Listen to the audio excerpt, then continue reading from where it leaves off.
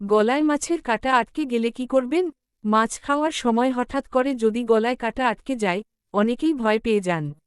কিন্তু কিছু সহজ উপায় মেনে চললে বেশিরভাগ সময়ই সমস্যা সমাধান হয়ে যায়। ১.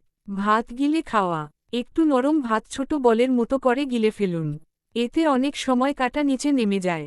২. কলা গিলে খাওয়া। এক টুকরো কলা না চিবিয়ে গিলে ফেললে কাঁটা নিচে নামতে সাহায্য করতে পারে। ৩. পানি পান করুন। ধীরে ধীরে কয়েক ঢোক পানি পান করুন। ৪. কাশি দেওয়ার চেষ্টা করুন। হালকা কাশি দিলে কখনো কখনো কাঁটা নড়ে বের হয়ে যায়। যখন অবশ্যই ডাক্তারের কাছে যাবেন।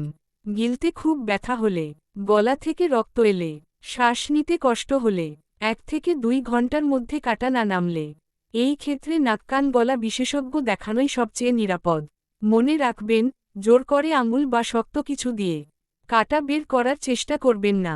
পোস্টটি উপকারী মনে হলে শেয়ার করুন এবং পরবর্তী পোস্ট পেতে ফলো করুন।